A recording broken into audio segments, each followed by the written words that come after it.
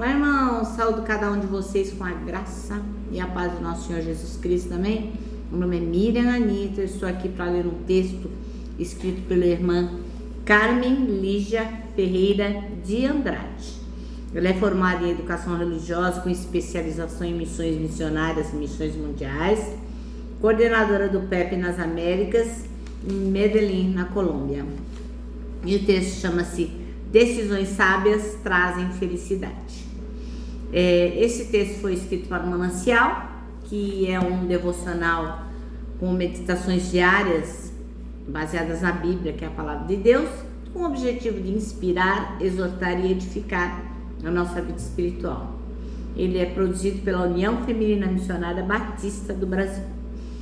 Gosto sempre de lembrar aos irmãos que eu não escrevi nenhuma linha do texto que nós vamos ler, por isso que eu vou com os irmãos ler e contar aquilo que eu entendi. Se bem que o texto da irmã Carmen Lígia tá assim, não deixa nem margem para a gente discutir muita coisa. Então vai ser praticamente uma leitura. Quero que vocês peguem as suas Bíblias. Nós vamos ler Gênesis capítulo 21. São mais de 30 versículos, então uma leitura extensa. Então é melhor que você pegue a sua Bíblia para nós lermos juntos, tá bom? Então vai falar sobre o nascimento de Isaac. O Senhor agiu em favor de Sara e cumpriu o que lhe tinha prometido. Ele engravidou e deu à luz um filho para Abraão na velhice, exatamente no tempo indicado por Deus. Abraão deu o nome Isaac ao filho que Sara lhe deu. No 8º dia, depois do nascimento de Isaac, Abraão o circuncidou, como Deus o havia ordenado. Abraão tinha 100 anos quando Isaac nasceu. Sara declarou: Deus me fez sorrir.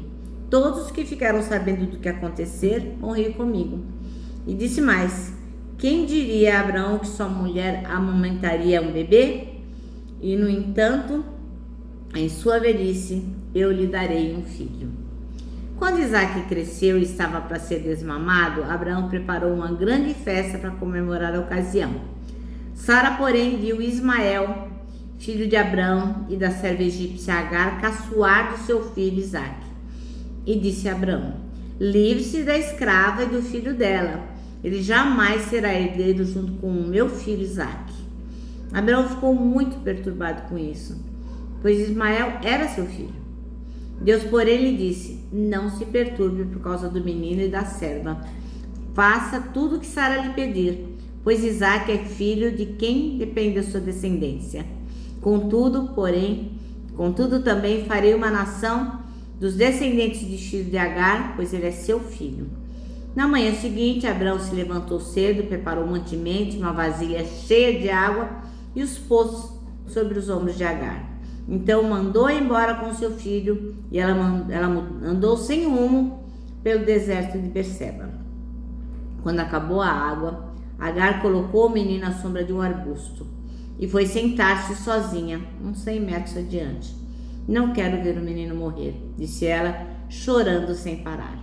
Mas Deus ouviu o choro do menino e do céu o anjo de Deus chamou Agar. Que foi, Agar? Não tenha medo. Deus ouviu o menino chorar dali onde ele está. Levante-se e anime-se, pois farei dos descendentes dele uma grande nação. Então Deus abriu os olhos de Agar e ela viu um poço cheio de água. Sem demora, encheu a vasilha de água e deu para o menino beber. Deus estava com o menino enquanto ele crescia no deserto. Ismael se tornou flecheiro e se estabeleceu no deserto de Parã, e sua mãe conseguiu para ele uma esposa egípcia. Por esse tempo, Abimeleque, acompanhado de Ficol, comandante do seu exército, foi visitar Abraão. É evidente que Deus está com você, ajudando-o em tudo que faz, disse Abimeleque. Jure, em nome de Deus, que não enganará nem a mim nem a meus filhos, nem a nenhum dos meus descendentes. Tenho sido leal a você, por isso jure que será leal a mim, a essa terra onde vive como estrangeiro. Abraão respondeu: eu juro. Contudo, Abraão reclamou com Abimeleque sobre um poço que os servos de Abimeleque haviam tomado à força. Eu não sabia disso, respondeu Abimeleque. Não faço ideia de quem seja o responsável. Você nunca se queixou a esse respeito. Então Abraão deu ovelhas e bois a Abimeleque e os dois fizeram um acordo. Quando Abraão também se separou do rebanho, mais 7 cordeirinhas, Abimeleque lhe perguntou: por que você separou essas 7 das demais? E Abraão respondeu: por favor, aceite essas 7 cordeirinhas como testemunho de que eu cavei este poço. Por isso Abraão chamou o lugar de Berseba, porque ali os dois fizeram um juramento. Depois de firmarem aliança em Berseba, Abimeleque ficou comandante de seu exército e voltaram para a terra dos filisteus. Abraão plantou uma tamargueira em Berseba e ali invocou o nome do Senhor, o Deus do Eterno. E Abraão morou na terra dos filisteus como estrangeiro por longo tempo.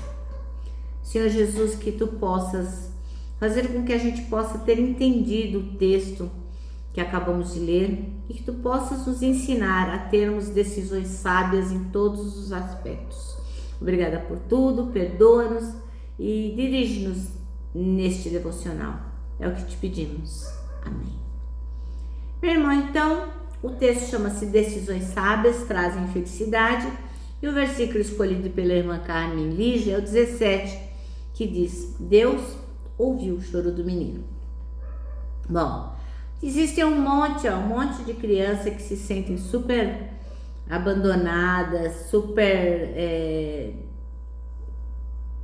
assim, menosprezadas, com uma baixa estima, assim, sem fim, né? Por quê? Porque elas são os chamados filhos ilegítimos, nascem fora do casamento, né?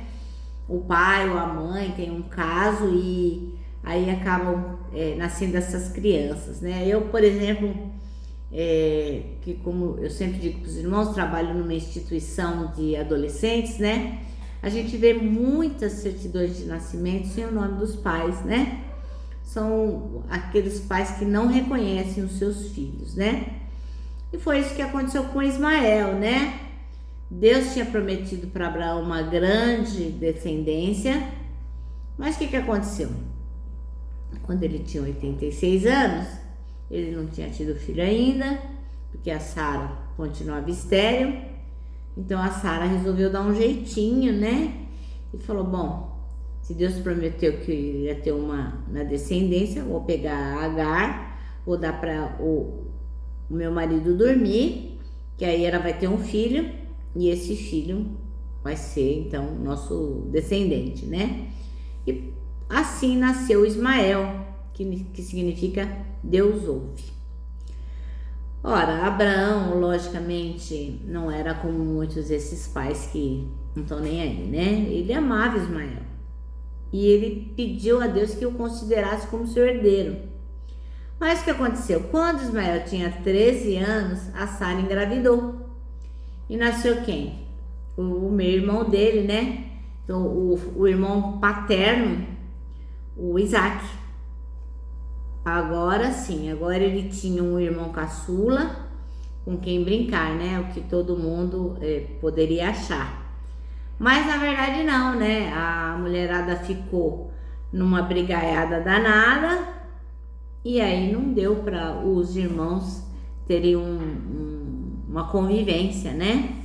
Por quê? Porque a Sara acabou expulsando tanto a Agar quanto o filho dela de casa. Ela não queria nenhum dos dois, né? E Abraão ficou muito, muito, muito triste, né? Mas Deus consolou Abraão e falou: fica tranquilo, eu vou abençoar Ismael e eu vou fazer dele uma nação muito grande. E aí o que aconteceu? Agar, se mandou, fugiu da Sara, foi pro deserto, o deserto de Parã, e lá Ismael só sobreviveu porque Deus ouviu o choro dele, né? E aí enviou socorro, porque Deus nos ouve, né? Agar ali reconheceu que o Senhor era o Deus que vê, ele vê tudo que está acontecendo, né? E Ismael cresceu, tornou-se um grande caçador, casou, teve filhos, enfim. Aí a Bíblia só volta a falar de novo de Ismael na morte do Abraão. quando ao lado do seu irmão paterno Isaac, eles vão lá enterrar o pai. Então, o que a irmã Carmeli já diz, né? Que olha só, né? Que muitas vezes, muitos pais tomam decisões que vão afetar a vida dos filhos durante toda a vida. E ela comenta que o divórcio, por exemplo, é uma delas, né? Às vezes você fala que é melhor se separar, se separa e acaba afetando os filhos, né? Então, obviamente, ela não tá dizendo aqui, nem eu, que você não pode se separar, né? Não é isso. Mas o que ela tá dizendo é o seguinte, que você tem que lutar pelo seu casamento, por uma vida harmoniosa, tranquila, o máximo possível. Por quê? Porque quando você não se dá bem na sua casa, isso vai ter desdobramentos, especialmente os desdobramentos que poderão causar a infelicidade dos seus filhos.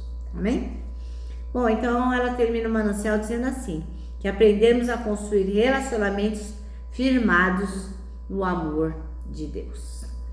Eu termino dizendo que o abraço é encontro de dois corações, ele só não dá certo em reunião de porco-espinho, mas para nós que sabemos que temos que ter decisões sábias, porque essas decisões trarão felicidade, para nós o abraço é totalmente possível. Quero lembrar cada um de vocês que a gente se comprometeu a lembrar desse ano todinho, então eu tô lembrando vocês a se lembrar que está escrito lá no Salmo 73, 26. Deus é a minha força, Ele é tudo que eu sempre preciso. E agora sim, eu me despeço com a palavra de ordem que é confia. Confia em Jesus.